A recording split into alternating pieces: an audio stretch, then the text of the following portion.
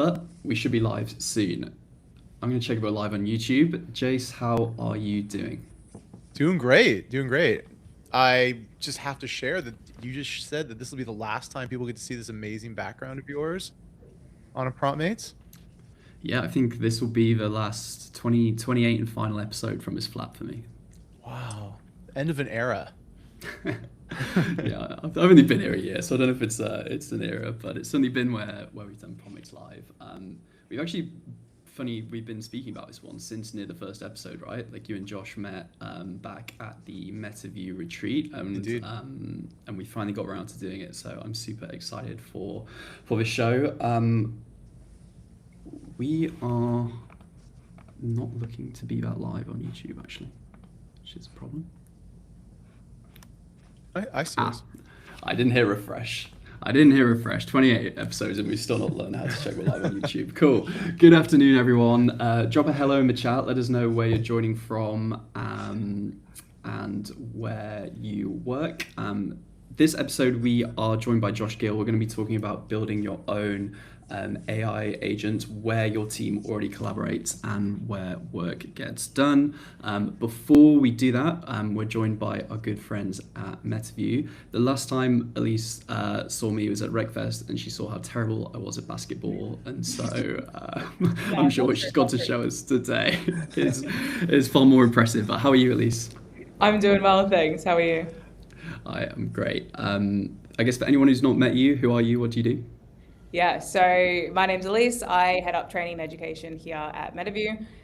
Essentially what that means is I spend all of my time thinking about how we can get the product closer to our users, how we can upskill them in getting the most out of the product, but then also just upskilling in AI more generally as well. Also ex-recruiter myself, so kind of been on both sides of the coin, very passionate about this space. Very cool. Always said it 100 times, but I love to see practitioners like going in tech companies and bringing that domain expertise. So that's great to see. Every time Metaview come on the show, there's been a ton of exciting updates. So yeah, we're excited to see what's new. For sure. Excited to share. I actually think we haven't done our general release of this new feature as well. So this is very much like a sneak peek exclusive, probably our second sneak peek exclusive on PromptMates, actually. I think Fillmore was the first. So you're getting all the treats from us over here. We love it. But yeah, super excited to walk you through what we have been building. I won't spend too much time talking about who Metaview is. I'm sure folks are very familiar with us by now, but I wouldn't be doing my job right if I didn't give the elevator pitch.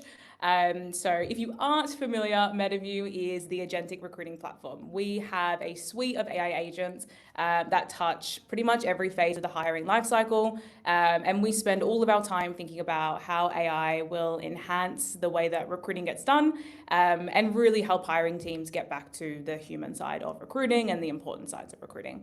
That's us. We have a heap of agents on the suite already, but our newest one that I want to walk you through today is our AI screening agent. Super excited about this. We have a number of customers already using screening and really awesome feedback that I'm going to share. But essentially what our screening agent is it is a conversational two-way screening agent. So we see it fitting in very much like top of funnel. So it complements and partners with application review, and it helps teams get deeper and richer intel from an application. So very much to help kind of prioritize like who in your inbound funnel do you want to spend the time talking to and who do you want to move to a human recruiter screen. Definitely not seeing this as a replacement for recruiting screens. And so the reality is, and why we actually built that and why we have that mindset is, reality today is most roles you get live, you're getting hundreds of applications. And there is probably a heap of candidates within that pool that are really qualified for the role that will never get looked at or never get spoken to. We've fixed one side of the problem with application review, where you have the agent that is looking at CVs and helping you pull out signals from a CV. But then there was still this kind of other side where it's like, well, there's a huge pool of candidates that a CV actually just doesn't tell you whether they can do a job. And that's going to be your roles that are really heavy on soft skills, something like maybe like a sales rep, a customer support rep, anything else that is very like human based that to understand whether a candidate can do the role well, you're going to get that tell from a conversation. But when you've got 500, 600 applications, of course, a recruiter cannot tangibly or scalably sit on a call with every one of those folks. And so that is where we see the screening agent really making an impact when it's complementing with application review, and it's helping candidates kind of put more signal in their application to help them progress forward, and then also help your teams focus on like, who do I actually want to dedicate my time to speak with and build relationships with. So that's what it's all about. That's what we've built. I'm going to show you what it looks like. I'm going to show you kind of two sides. I'm going to show you the recruiter side of if you're using it as a hiring team, what you see. But then I think it's also really key here to see what the candidate actually experiences as well. So I'm going to show you the candidate side as well. Right, so this is where we hopefully don't fail on screen share. You can see my screen, right? Looks good, yeah. Fab. Okay, so if people aren't familiar with the Metaview platform, this is the screening agent page. So you've got all the other agents on the side here. These are all of my screening agents that I've run across a number of different roles. You can see how many candidates I've enrolled, how many have taken that I haven't reviewed yet, progressed, etc. But I'm going to click into one of these. And this is now, as a recruiter in the process, how I'm interacting with the screening agent. Setting the scene of like how this works, the thing that makes this super powerful is on a Friday afternoon, I have built this screening agent for my customer support role. I have uploaded my hiring rubric, I've uploaded a heap of context, and I've told the agent what good looks like. I've then come back into the office on Monday, and I now have 19 candidates who have taken this screen over the weekend that I can now sit, look through, and start to review their screen and their application. What I'm seeing here on the left is basically the overall fit on how this candidate performed against my standard of good that I've set for this screening agent. With everything in Metaview, we make that kind of human in the loop really prevalent. So for any of these ratings, I can double click, I can hover over, get a really good understanding of exactly why this candidate has been given this evaluation. And then as I scroll across, Metaview will also pull out like a question by question analysis for me as well. So here is kind of the overall rubric alignment, and now I'm getting kind of that question by question play. And again, like really emphasizing that this is my rubric and my goals that I've set. The agent hasn't gone and just chosen this for what a general customer support role would look like. This is really tailored to my goals, my rubric, my company. So now I'm seeing, again, question by question, how the candidate fits. I can get the evaluation, but then I can also double click and sense any of these for myself as well. So let's say there was a reason why I wanted to double click on this great fit. Maybe I wanted to just validate findings. I can click in and watch this part of the screen back for myself as well. So really just thinking about how we can make this process more efficient for your teams, moving away from kind of the historic video screen that most people think of when they think of AI screen or video screens where, question pops up on the screen, candidates recording themselves, and then the recruiter still has to watch that 10-minute long video. So it's still a huge time investment. This is moving into a world where it's actually the agent is helping you be more efficient in the process, but still giving you all the tools that you need to double click on the areas that you care about to make sure that there is still that human evaluation in the loop as well. We're also pulling out fraud signals as well, so I know that is really top of mind for a lot of teams right now. So as your candidates are going through this screening, the agent will be looking for like key signs of fraud. And so that's ranked here next to the candidate's name. We've got low risk, medium risk, and high risk. There's a number of different things the agent's looking for. I won't dive into too much, but on a high level, looking at, does a candidate have kind of key tells that maybe their response is AI generated? Are they trying to break the agent? Is there long pauses? Things like that that it's looking for. So this is the evaluation side of things. If I want to start to look at kind of like under the hood, how this was actually built, I'm going to come across to the builder. The building process is very easy because, again, you're taking context that already exists on Metaview. You're taking your intake call with your hiring manager. Maybe I've already done 20 screens for this role in the past year. I'm actually just going to take my own screening calls that I've run, use that as context, and say to the agent, like, hey, these are the questions that I ask. This is what I typically assess. Use that to build this agent screen. And now you can see each of the sections that the agent is going to be assessing when it's running this screen. So we're looking at, why support, handling hard customer queries, and I've got each of my rubric that I'm assessing for. I've told the agent the goal of what I want it to assess, and then I've given it some example questions to work from.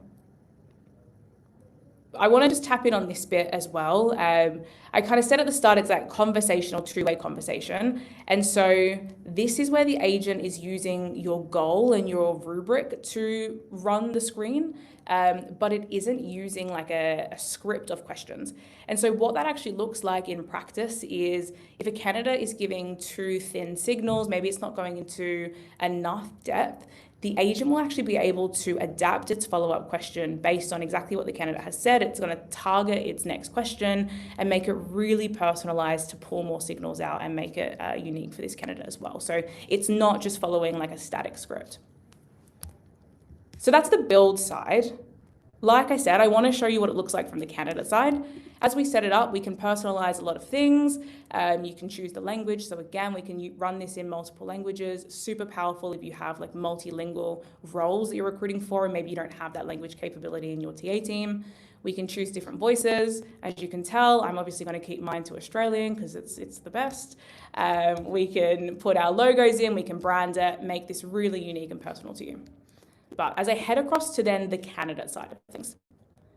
So now I'm the candidate. I've been emailed this screen from the hiring team at the company I just applied for.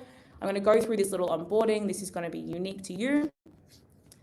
The other benefit here is like the flexibility this brings for the candidate as well. Candidates can run this on their laptop, their phone. They can take it at any hour of the day, so they're not bound by like the recruiter calendar. And then we're going to go and kick off this interview. Now I'm hoping everyone will be able to hear when the agent's talking to me. Hi there and welcome. I'm glad you could make the time today. This is a conversation about your experience in customer support, and there's no time pressure at all. You can take a moment to think whenever you need to. Whenever you're ready, just say, let's get started. Let's get started.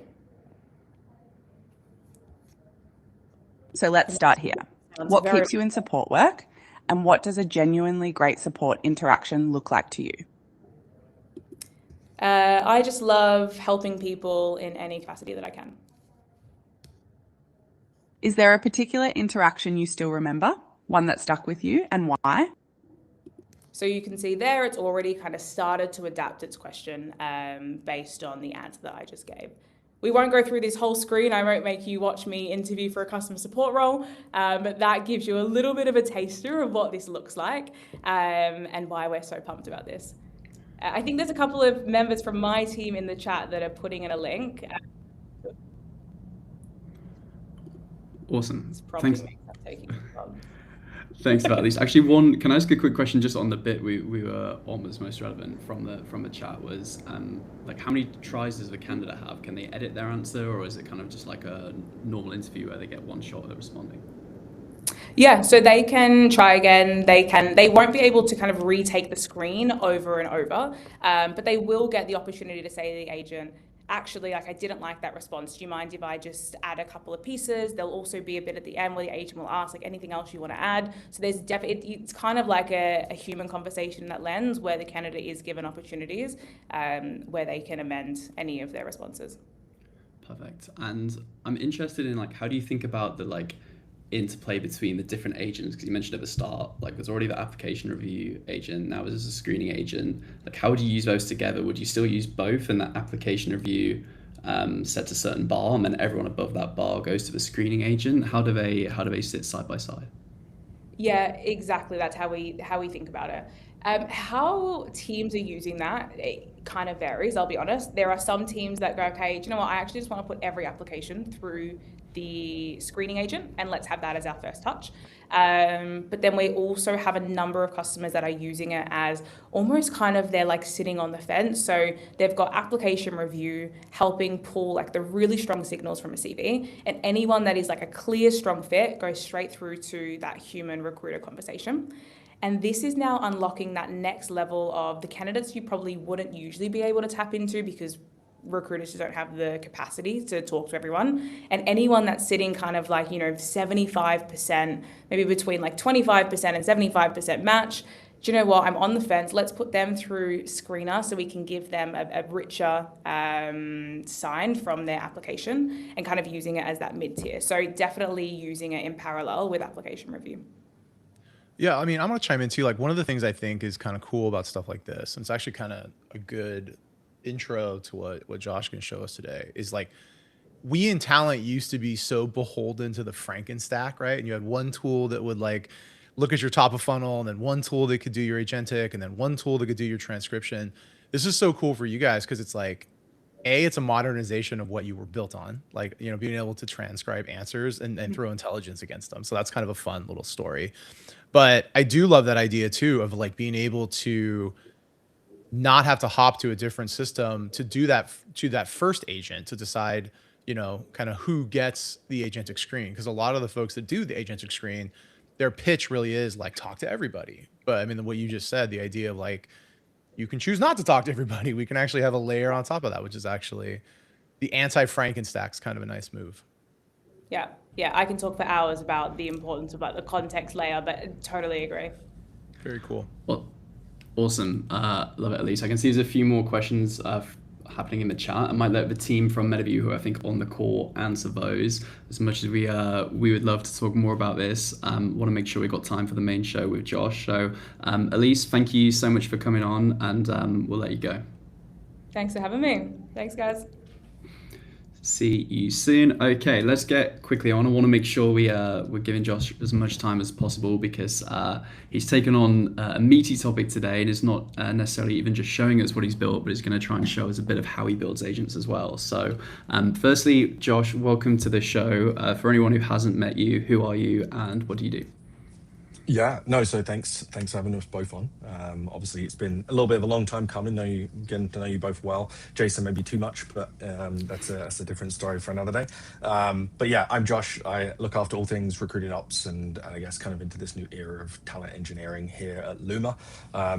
Luma is a kind of foundational model company at its core that kind of is into two folds of both physical AI into the robotic space, as that's getting obviously a lot bigger. And then obviously kind of our original spectrum, which is more of the creative agents and creative canvas creation. Very cool. And yeah, I don't know where you want to start really, but I'm happy to just like kind of give you the reins. I think you've got maybe a bit of context to give us, and then we'll get into some building. Yeah, let's for sure do it. And I think like what I'll do is let's get my screen shared first. And I definitely want to make this as interactive as possible, so people like feel free to chime in. But I'll kind of run through a little bit of context first, and then kind of we'll try and speed it up to get into as much of the kind of live build and things that can go terrifically well and terrifically wrong as soon as we can. But as I said, I'm Josh. I'm part of the team here at Luma. And let me just bring this up a little bit bigger here for you. So the long and short of this, as I touched on, I look after everything recruiting ops, but I often kind of joke that for me, it's just trying to make the teams I work with as happy as possible, whether that be recruiters, coordinators, hiring managers, interviewers, and kind of whether it's saving them time, making them more efficient, making them kind of stronger and be able to kind of be better. That's the main kind of part of, for me, the Rec Ops team, very generalized, and it's similar logic to what I say at home is happy recruiters, happy hiring, same logic as happy wife, happy life. So that's the kind of my kind of mental North Star as such. But kind of talking about tools and kind of building the talk track into more agentic things and agents. I've built a lot of different things across the last few years now, of everything from kind of obviously original automation from Zapier to like NAN, but then you've kind of got web pages that have now kind of, as we've gone through the last 3-6 months, really evolved into, we can actually like code and not engineer code, but again, from our side of things, really be able to build things. So this is getting into kind of web apps, straight code, and everything else in between. And I think the thing that comes for me full circle continuously is what I come back to is just everything kind of that has staying power and has longevity is typically the things that live where our recruiters and our teams already are. And it could be the most beautiful, well-designed Claude design web app there is. But if people have to click 3 times, open up a completely new window, it's typically not staying around. So that's kind of how we started to get into this world of, oh wait, well, everyone spends 80% of their time in Slack, and probably the ATS after that. So kind of how can we really focus on those areas? And kind of this is so much one of my North Stars, and I say kind of RecOps North Star is really try and take as little as someone's day, of someone's time, but give them as much as possible to enable them to do their job quicker. So again, coming into the world of what we're talking about and what we're building, that kind of comes into this. I think one thing just to I like to touch on as well, because I think there's no, and I'm sure the both of you probably have different answers, and I'm sure everyone else probably has a different answer as well, is there is and there isn't this kind of consistent connotation as to what is a like workflow versus agentic versus agent. But simplistically for me, this is kind of how I see it from a rough level. And I think that at this point still, there are very few things that are truly like full agents, especially kind of internally built. And most of the things we do really at the moment in kind of like talent engineering and recruiting ops, a lot of it is agentic. But I think for the most part, agent is the term that kind of resonates with most people, and it gets them to think, oh, okay, that I know what they're talking about. I know what we're trying to do here. So that's just to touch on this, because I know that word is very much in the title of the show. Thought it'd be good to touch on this. And I think kind of just to give an example of some of the things we've been doing lately, and kind of where they sit on this spectrum, this is kind of how I would roughly see things, how they sit. And we kind of, some of the Slack pieces we have at the moment, Slack apps, Slack agents, we have an interview prep agent, we have one for closing, and that encompasses a few different things, which I'm hoping we can get into at the end. We have one that is through our opening role process, and that kind of starts to branch out into a lot of different things as well. And kind of that's where, for me, I see how they sit on this kind of line of workflow to agent. And then what we're going to try and build today, and hopefully get to all the way, is I've kind of labeled it as chase, and I'll get to it. But that is like walking towards more of this agent side, where we're saying, hey, look, this is simplistically, this is what we're looking to do. This is what we're looking for the output to look like. What it contains, that's up to you. Here are the tools, and this big gray area in the middle, we're telling you kind of what the input is, what we're looking for from an output, and everything in between is up for you, the agent, to work out. And that's like a really simplistic way to kind of understand what is or isn't maybe an agent, is that kind of piece there. And then there's still a massive gap as to, I'll get to it, but where we're at or what we're looking to build versus what the opportunities to build on top of that are. That's kind of what would get you all the way to being more of a full agent.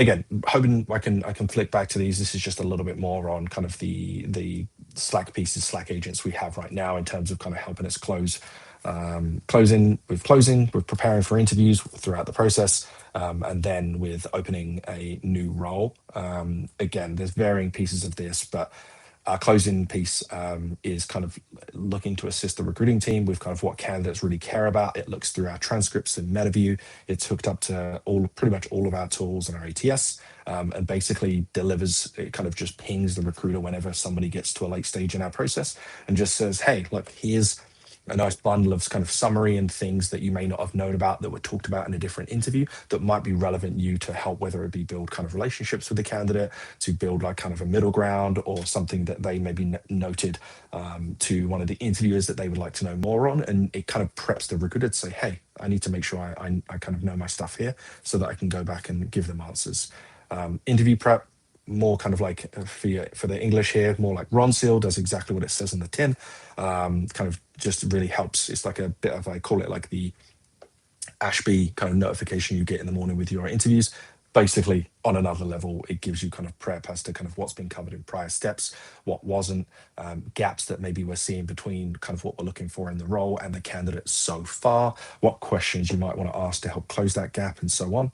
And then lastly, our open role, which is kind of, again, I know there's a lot of teams and people building similar pieces and same pieces of this, but basically allows us to kind of the start and end is kind of, hey, we need to open a role, and the endpoint is this full hiring kit that contains scorecards, screening questions, rubrics for those, a panel plan. And the big piece that we did with this and kind of pushes it more towards that agentic side is we've really removed a few of the steps in the middle and basically kind of told it, hey, this is more so what we're looking for the output. Please kind of, I think we have it audit itself twice over to make sure that it's giving the most, the most correct information into that hiring kit as possible. And that started to really help our teams kind of fill in the gaps when they're opening up a role. But again, I just want to say really quick, like that closing skill, like open role and prep, I think a lot of folks have created something to that effect, right? Like I think that's where a lot of us started. That closing skill is a really fantastic idea, man. I mean, like I'm a huge fan about like the enabling the recruiter in every way. And I think I've thought of doing stuff where like to enable them to walk in to talk with a hiring manager, but the idea of like pulling all the context about what a candidate actually cares about before you try and close them is it's a really fantastic idea, man. Yeah, and I mean, we were kind of going back and forth as to one of the big things we do here, and I'll harp on this enough. And this idea actually came from one of the RecOps team at Ashby, is kind of recruiter surveys or recruiting team surveys. And this was one of the pieces that's come up over the last 4 months here, as to like how do we get better and more consistent at closing the top tier every time, and giving us all the information we need. And that's kind of how that came about. And that's had a few iterations now to, again, when we first brought it out, it was a lot of recruiters saying, hey, I'd actually like this, or this is too big, I'm not going to read this is too much info. So there's been lots of tweaks, which is, I think, again, building alongside. It's like an engineering team and product, is you make tweaks, you hear the feedback, you make changes. And now it's gone into a point for us where it's, again, with the automation automatically kicking out to the recruiters, it's being used pretty consistently now. It's also getting a little expensive. So it's one of the things I probably need to revisit and look at token spend. But yeah, no, it's definitely been, I think, one of my favorites for sure. And so I kind of try to think around, hey, what could we build maybe in this time that's as agent focused and as kind of agentic and towards an agent as we can. And kind of what I came to was this idea of, out of the few ideas of like, kind of thinking around what we get asked from our business is kind of like, oh, where are we at with Clara? Or whether it's a hiring manager or an interviewer or a referrer saying, oh, how did John do yesterday? Or kind of like, where are we looking at from a pipeline perspective? And we get that. I know, again, my background, I've kind of gone through recruiter, then into sourcing, then into the ops side. And kind of, I think it comes up in all of those worlds. So I thought, hey, you know what, maybe we can kind of build an agent that has all the tool set to look at all of our different tools across Ashby, Metaview, Code Signal, Slack, email, and kind of be able to say, hey, like I can find what I need and properly get back and give the user what they need out of this. So that was kind of the thought, hey, we could probably do this quick enough. And started to think around kind of, again, and this kind of gives how I start to think about things is kind of twofold: first principles, but then also kind of reverse, if you want to call it reverse thinking, is start at the end and work backwards as to kind of like, and this kind of leads into the way we kind of help build agents, is what's the output we're looking for? And kind of like, how do we want to use this and what do we want to get out of it? And then from there, work out, all right, so what does it need tool wise from there? And like, how would we start it? What would be the input? And kind of this is where I come to, I kind of use the term chase, and this would be like the / command you use in Slack to say, hey, can we just do a chase on a role, or can we do a chase on a candidate? And again, kind of a few steps as to what this kind of does. It has access to all of the kind of the toolbox shown there. It can decide what it wants to do with it, and then it can kind of work out how it wants to present that back to the user. And again, just to touch on kind of like some of the parts of this I've touched on whilst we're doing this live. There's a few bits I've just kind of done in the background already on the back end, to be very transparent. You don't want to sit here and kind of go through all this, and it also makes things a little bit safer for me with API keys and such. But kind of in terms of the repo being set up on GitHub, Vercel being set up so that that's ready to roll already.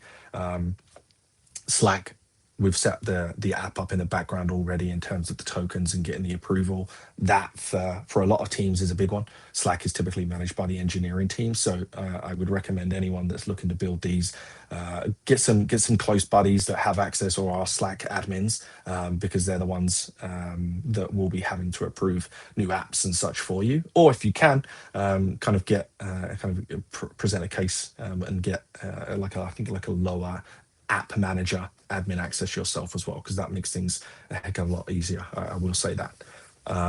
But I think the last piece I'll touch on this is you could build this as a workflow, but for me, kind of a lot of these questions and a lot of these kind of topic areas, and you can build this out further, but like you could build it as a structured workflow with 30, 40 steps as to check this, check this, check this. I just want to have it have Claude Code build the skills, and give it the tools for it to decide, oh, okay, these are the tools I need.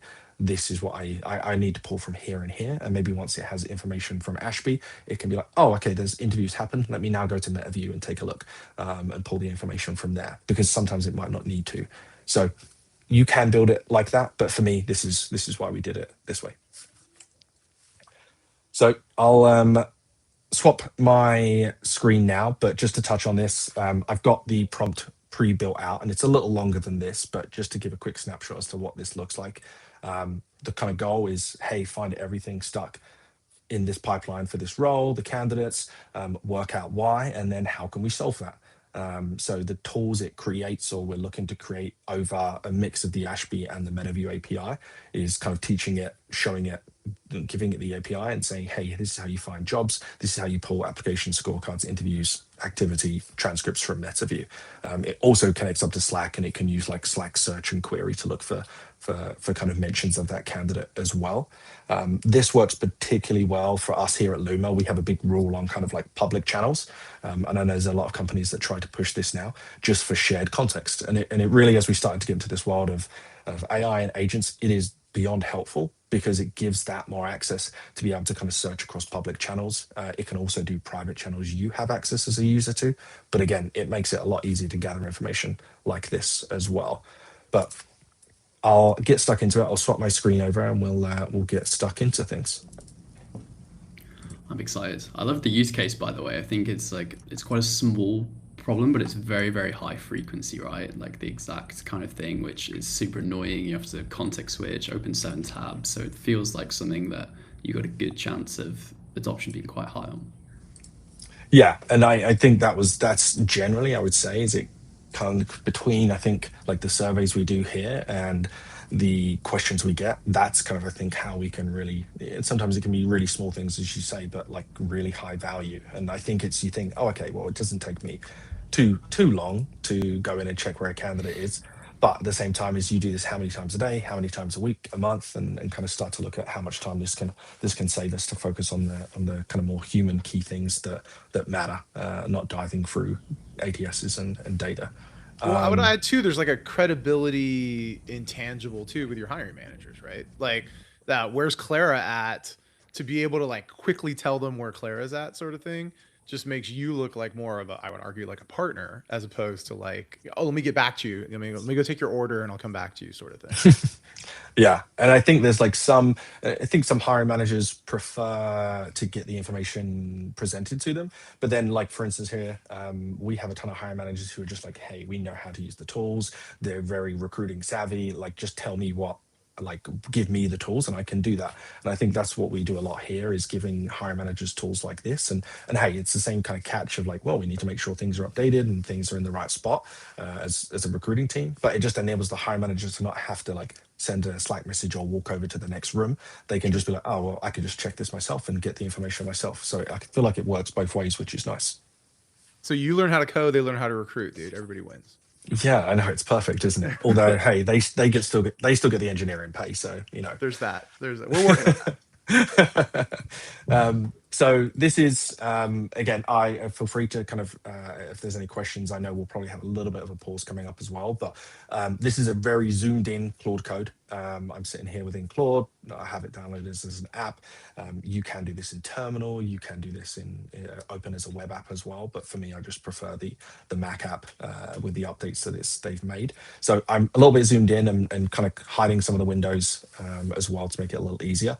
But I'm already in the kind of repo in GitHub that I've set up. So this is like the home of the app that we're kind of building out the code base for and the workflow for, or just in general the work for and the agent.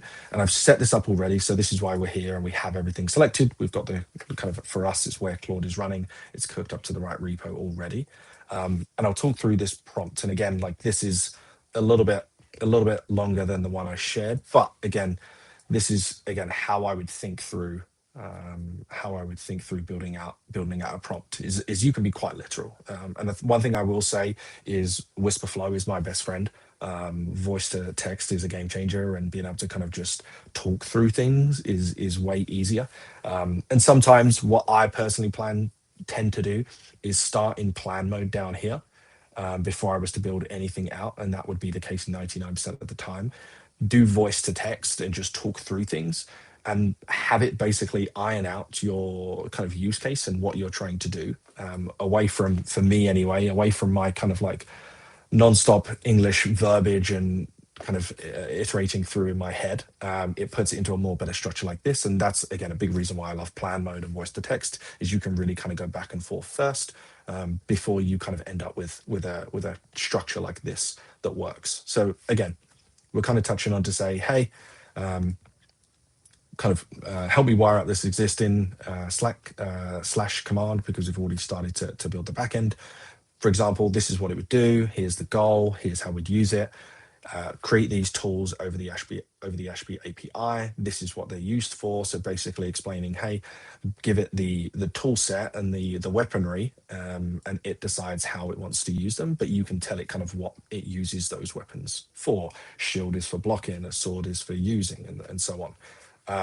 Handle the model all 6 and then let it decide. We decide kind of, for us, we're a bit of a Claude family here, generally kind of go between Claude and Gemini on the use case. But for this, just going with Claude, going with Opus just for a little bit of extra smarts, but you probably could do this on a decent site as well. Give it the loop, ask it to kind of just remind it that it can go through until it has a very confident result it's in. You give it some rules for the model, keeping it short, under so many words, go through the full pipeline, check, use all the tools that you have available to you where you see fit, and then reply back to the user. So and then a few infrastructure pieces here around like how Slack works and just how, again, when you're building in Claude Code, it already knows all this. I didn't know this. I've only learned this from kicking it into this and then tend to break something and then going, oh wait, why isn't this working? And then Claude Code will be like, well, first, Josh, you're a little silly, you did this. And then it'll explain to me why. And I know I iterate what a lot of people say is, if you're ever stuck, just tell it that you're stuck and just ask why, and it's generally pretty good at doing so. So this is going through now, and going to hopefully build this out, and no doubt we'll run into a few problems here, but this should probably take maybe up to, I'm hoping, under 5 if we're lucky. Again, I can kind of share a little bit more about it as it's working through, and kind of touch on a few things that I recognize, or happy to answer any questions, or kind of dive into some of the things we've already built here at Luma as well. Yeah, maybe I can see a little bit of back and forth in the chat just around like, would love to get your thought process on this. Like, you went through your stack and the stack you're building around here, but like for folks who are like on the call and they've got access to different tools, maybe they don't have Ashby, maybe they've got Greenhouse, for example. Like, what are your dependencies for building something like this? I think so. I'd say twofold. You generally for something like this, you need an API, or even at the very least an MCP. I think MCPs are a little cleaner to use for us as users, but APIs at the end of the day, they are what, shall we say, the robots use, and they know what to do with them. So I think an ATS, and again, we're also lucky that Metaview has an API as well into their platform, but I think, again, ATS would probably do the majority of the lift for this use case. So again, I know obviously Ashby, Greenhouse are the big two, but any ATS that has an API, you'd be able to do this. And again, my hot tip is you don't have to fully learn how the API works. Just go and find the documentation, throw it into Claude Code, tell it to become a master and teach you as well as doing the work. And that's generally how I use it as well. So that for me would be the kind of core things, is having an ATS or any other tools that have an API, I think are super important. Alternatively, if there is ever a tool that doesn't, but you want it still to be able to do some of these aspects, there is ways that you could use, for example, Claude in Chrome, where it opens up a web browser, but that starts to get into kind of like running on a set timer, and is slightly more into the workflow than agent. But there are some ways around it as well. It depends on the use case. Awesome. Let us know if you've got any more questions for Josh as we go, and we can get them to him. I guess from my side, I'm always interested to hear what other things you've been working on. Yeah, so I should have got Slack up here so I can jump into a chat and kind of give a few examples. But I touched on, we have our, just trying to work out how to hide the sidebar, sorry, so you don't get spammed with messages. But we have our closing agent, that was the one I know Jace touched on, so I can. I was gonna say, can we see closer? Like, I didn't want to put you on the spot, but if you're already heading that direction, like. Yeah, we should be able to pull it. Let me just grab one of our demo candidates here and share the right screen.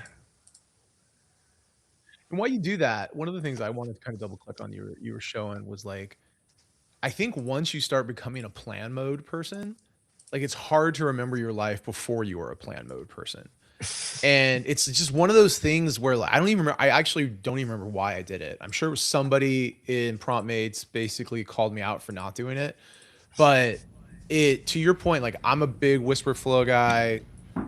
Joe knows it's the #1 sponsor that I would love for this place. I have my little PromptMates branded foot pedal. Like, I mean, like I'm very pro Whisper Flow.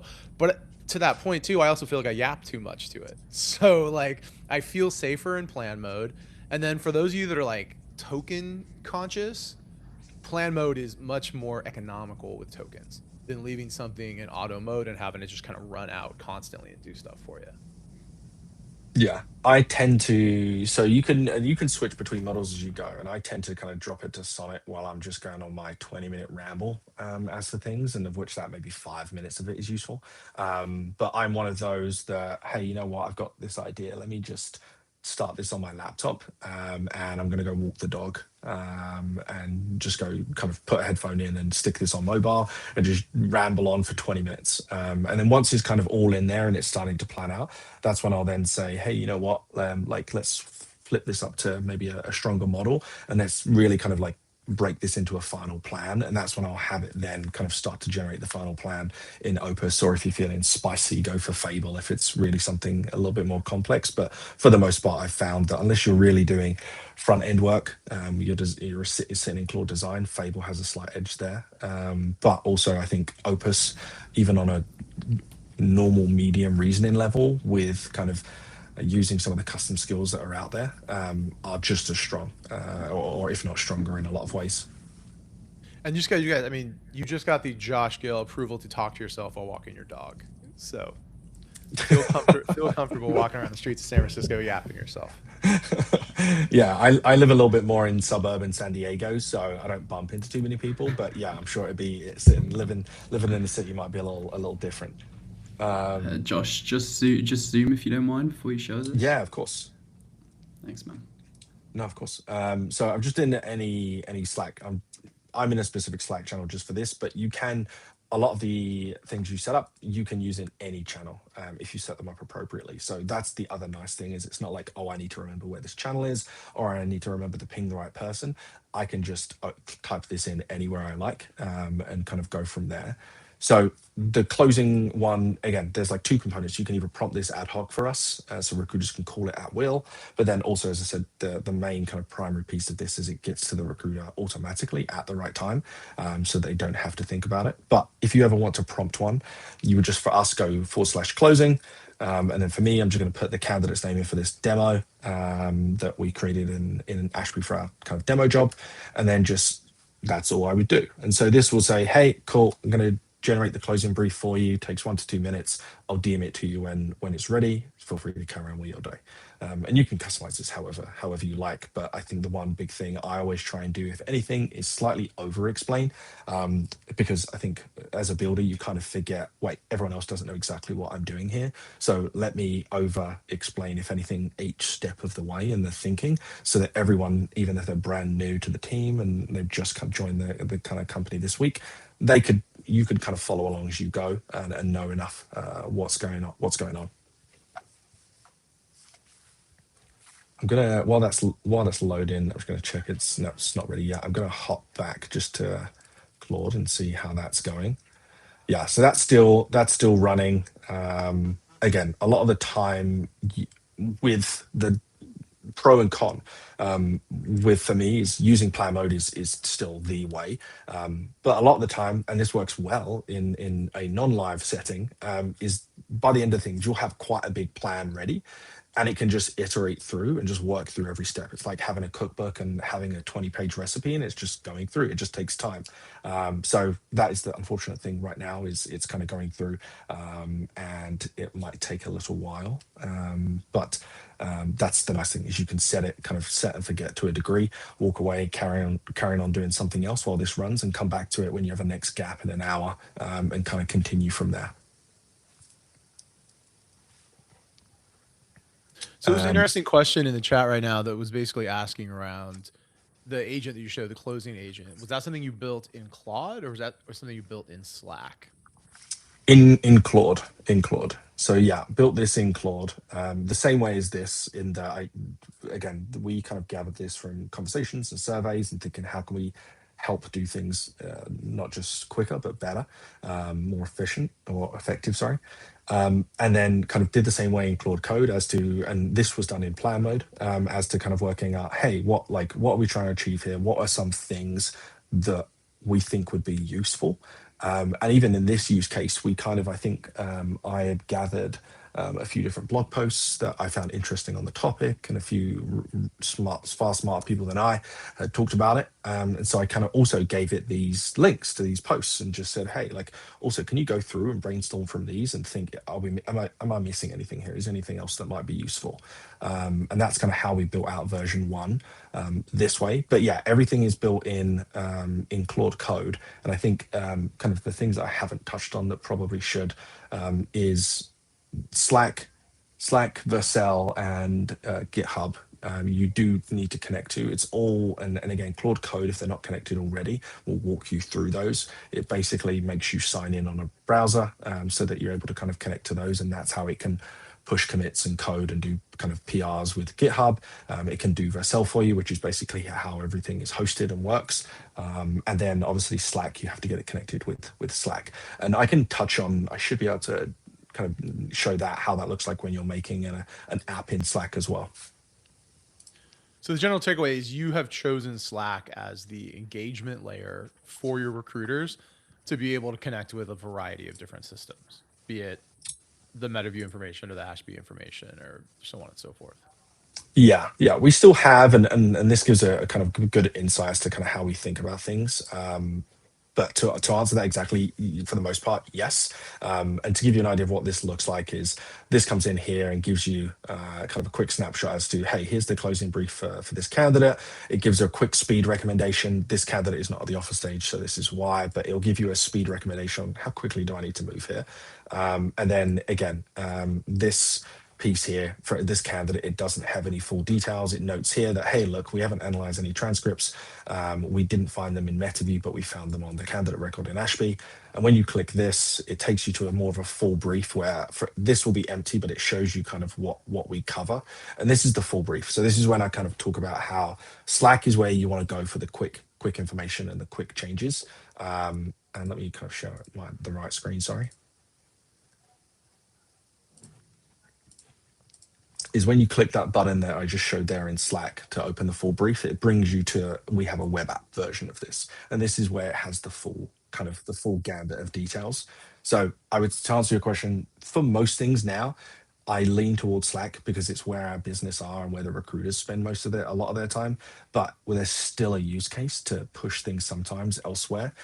Again, where it gives them a snapshot and says, hey, if you want to read the full thing, here it is. And they can go through here, and from here, on the left-hand side, typically, it will show you kind of like what other interviews are covered, what things should be probed, what are the biggest priorities for this candidate, and it covers things typically for them as to like maybe they talked about their current role not being challenging enough, and that's something where then it will kind of relate, hey, there's this big challenge in this team that they would work in right now that you can talk to them about, and it will recommend kind of talking topics to go with this. So then the one thing I'll add to this is things only get better, and this is probably the same for most things with AI, is it's just all about kind of the context moat or the data moat, and things will only get better as it has more context and has more information. So I was the annoying person going around every team department here going, cool, what's the most important thing you're working on? And it's also something the recruiters helped us with, to be able to kind of have the context to help this work properly. Very cool. Awesome. We got a bunch of good questions in the chat. I might pause on them just to want to make sure you got time. Don't know how Claude's getting on with the main build, Josh, but maybe we'll jump in on some of those at the end if it's progressing. Yeah, I'm just checking in on this now. It's not too far off. It looks like it's just prepping for the final push and the README. So hopefully not too much longer, but we could probably do a couple of questions for sure. Okay, let's do. I see from Chris Long, it's quite a good one. So are you partnering with the internal engineering team at all on like code reviews, pushing PRs? Great question. So for some things I do, yes. So I guess to answer your question for this piece, no, not for Slack apps, I haven't been. I have, if you want to call it a buddy of anything in engineering. So one of our senior engineers I typically go to kind of brainstorm ideas on things, or if I'm really stuck on Claude Code and I can't stare at it any longer, I'll kind of walk across or do a huddle with him over on our engineering team to kind of rack his brains and ask how things work, and maybe a little bit. But for most part for these, I've worked with them previously, so they know what typically I'm doing. So I do often give them a heads up. And again, our leads at Slack admin is our head of applied research and our head of applied engineering. So he knows what's going on. So I like to give people a heads up, that's for sure. But definitely when there's some things like our careers page at Luma is recruiting built and RecOps built. But that involved working with our design team, who are fantastic, and working with our engineering team, where you have to obviously branch that out, send a PR, they do the full code review, and that's more kind of full engineering style. That was very much like I was reading things and being like, what are you talking about? But that is a whole new world for sure. We were talking about that last night, but yes, I'd like to give the engineering team a heads up, but generally some of the smaller things we work on, I would class Slack apps as a smaller piece. I give them a heads up and make sure they're aware, but don't generally have to work with them. Nice. How's Claude getting on? We got 5 minutes. Hopefully it's, there we go. Okay, so let me quickly share screen and jump back. Awesome. So thank goodness that finished on time. That took a little longer than I hoped. But basically, again, it's going to give you a quick heads up on kind of what it did.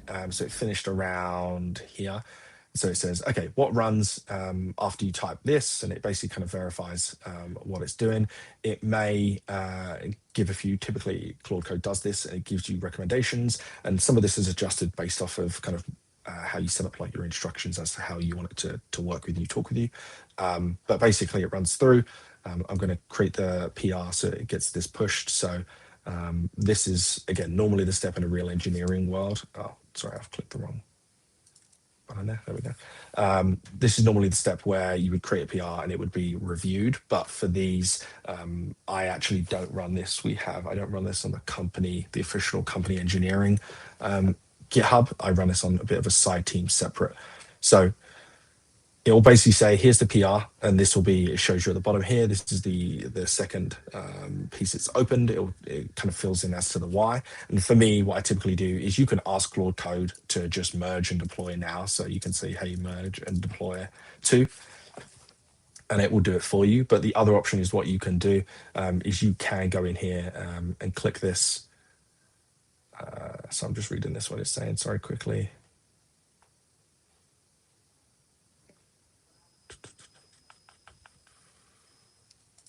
Okay.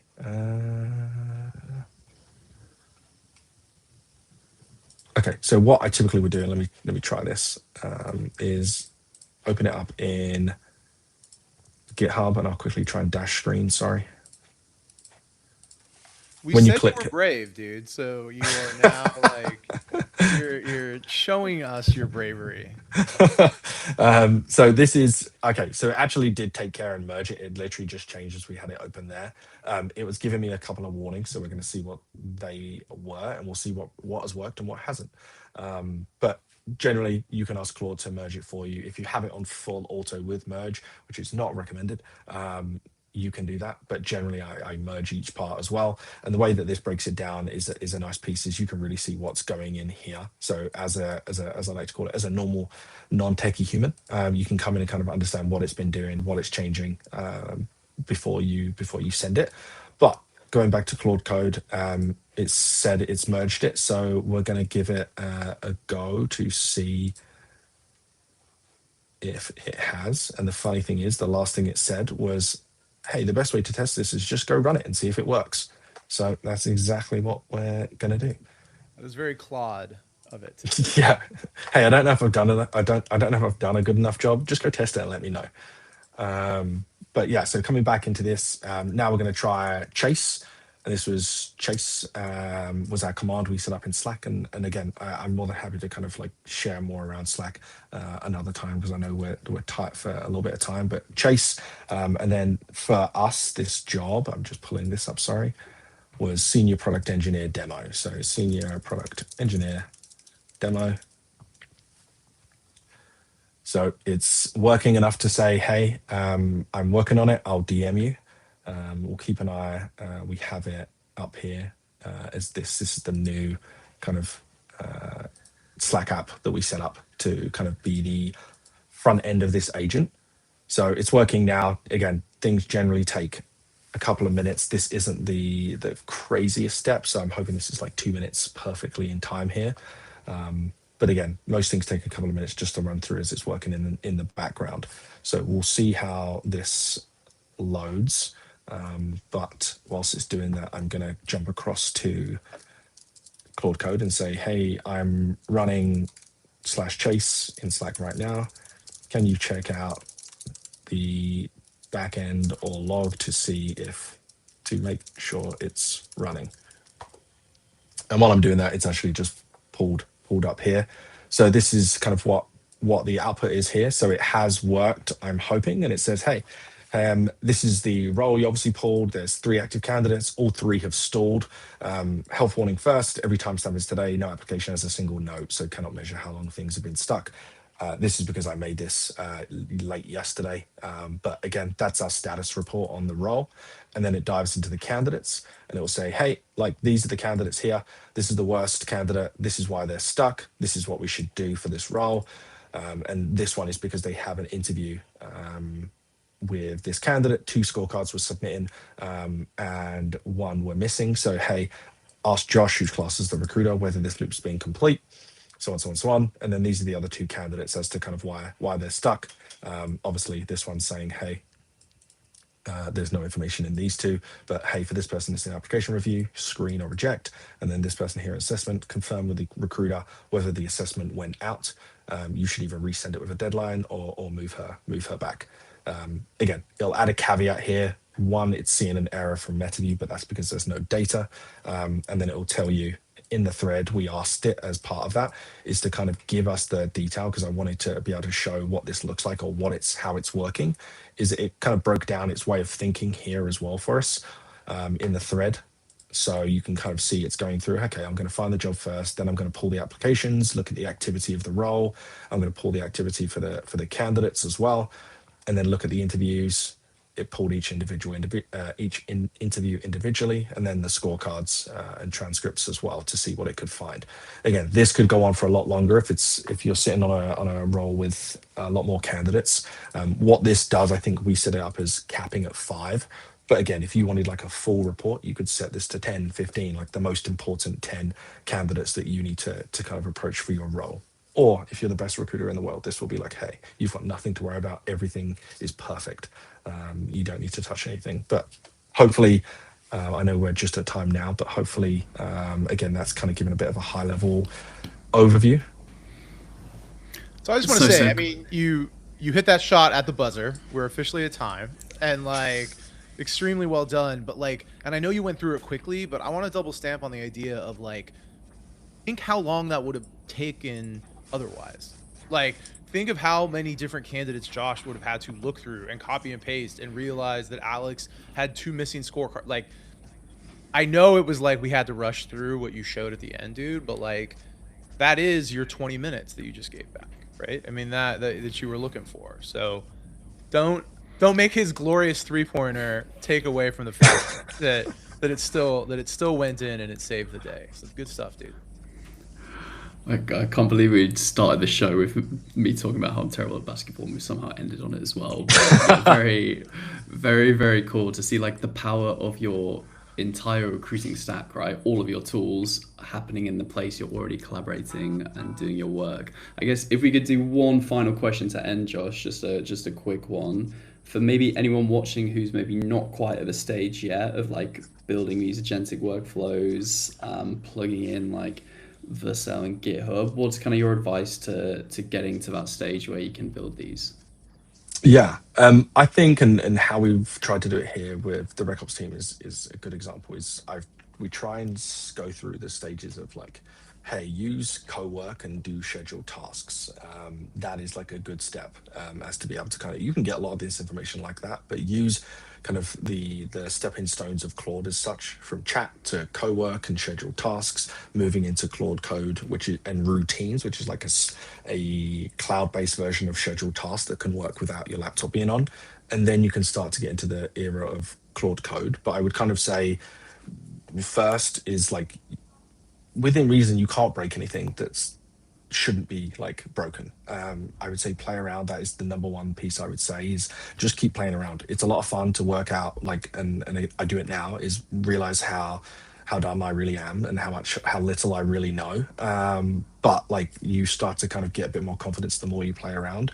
But like, from a technical perspective, I hadn't finished it for the show, which I was hoping to do, but I will build a like non-Luma connected version and give an open repo out so that people can use that as like a starting point.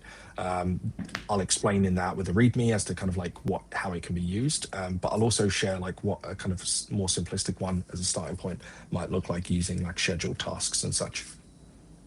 Awesome, man. Look, we'll let you go because we're over time. We're going to have to get you on the show again very, very soon, because we have way more than another hour's worth of content already to speak about. But Josh, thank you so much. Really appreciate you, man. Thank you for everyone who joined.